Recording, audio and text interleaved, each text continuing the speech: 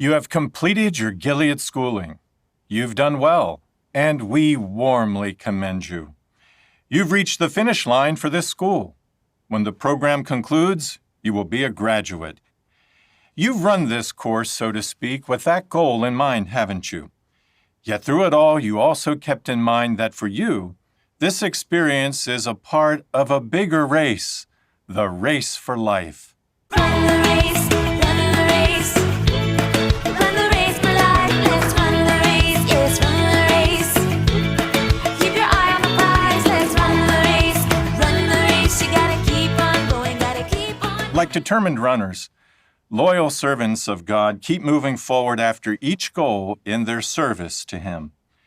Such goals are like stages in a race. Some of our goals and our pace may vary from person to person based on circumstances.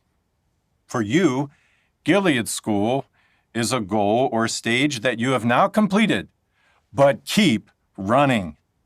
See, we run until we reach what our faith shows us, the prize waiting beyond the ultimate finish line, everlasting life in the service of Jehovah. So just to be absolutely clear, that Run the Race music video, which was so cringeworthy, I covered it in a recent JW Broadcasting rebuttal. That's not in the actual Gilead talk. I put that in there just to have a bit of fun. But this is the attitude that Gilead graduates, and by extension, all Jehovah's Witnesses need to have. This idea of running a race.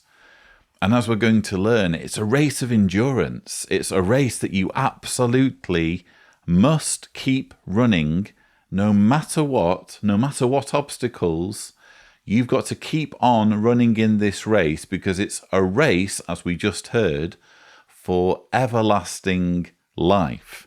And you have to win it. You have to complete the race because otherwise, well, what's the alternative? You'll be destroyed at Armageddon.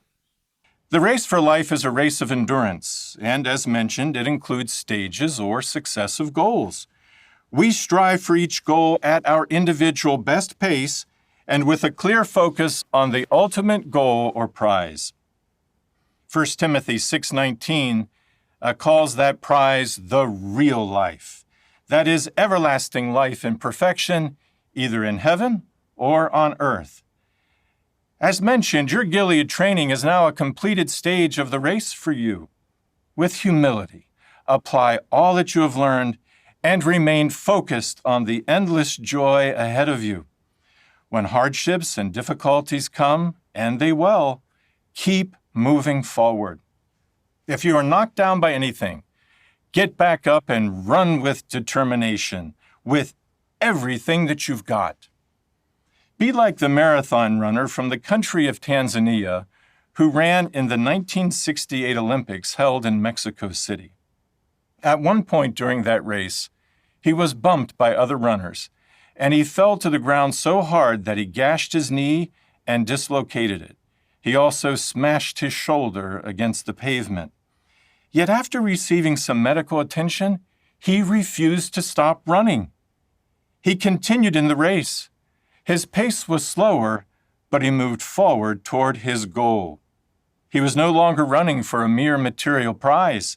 He was running to complete the race with his honor intact and that of the land he represented. He finished the race.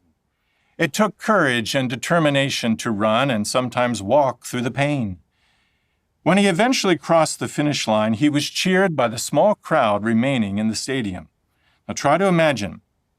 He was limping, with his bandages blowing in the wind, but he moved forward toward his goal.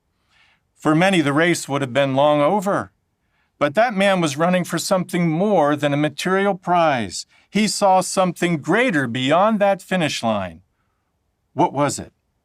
We find it in what he said afterward.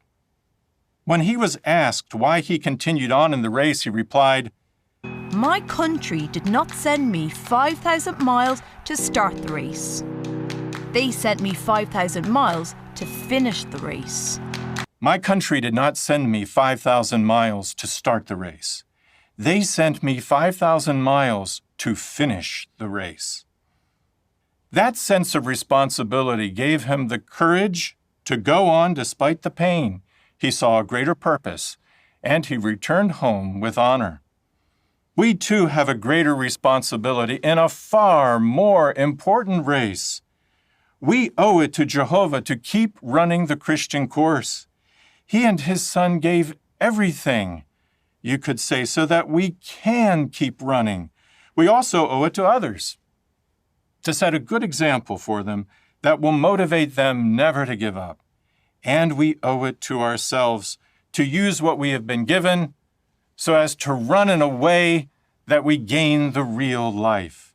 So again, just to be absolutely clear, the footage that you've just been watching has been edited to include footage from the official Olympics channel, because when I was watching this talk and hearing this story about, his name was John Stephen Akhwari. I say was, I think he's still alive. John Stephen Akhwari, the runner from Tanzania who came last in the 1968 Olympics marathon.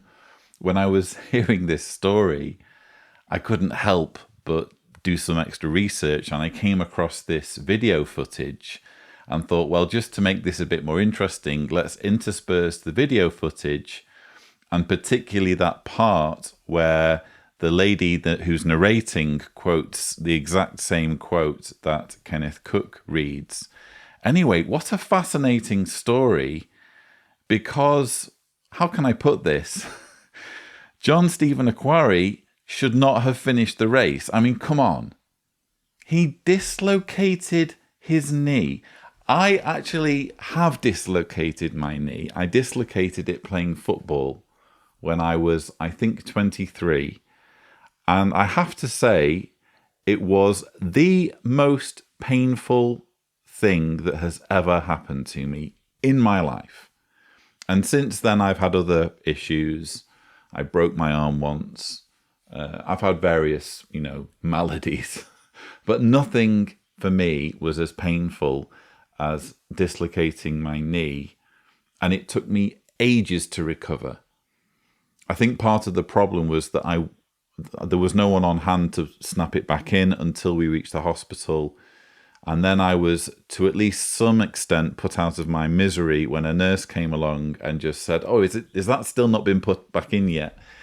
She just put it back in. It was so painful.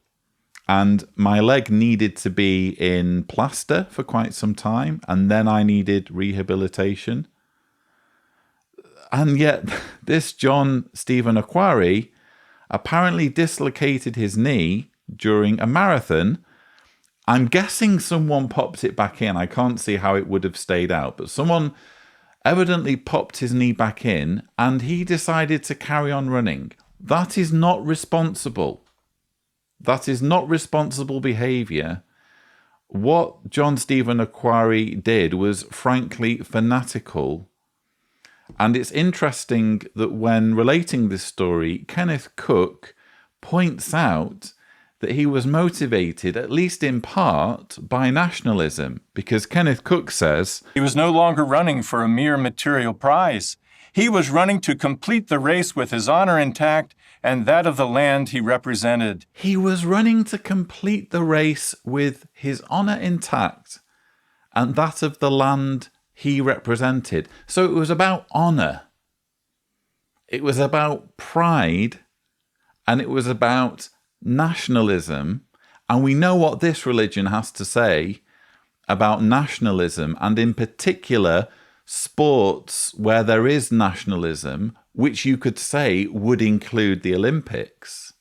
But isn't it interesting how when it suits their narrative, they will cherry pick even stories that sort of go against their ideology if there's an element in that story that suits them.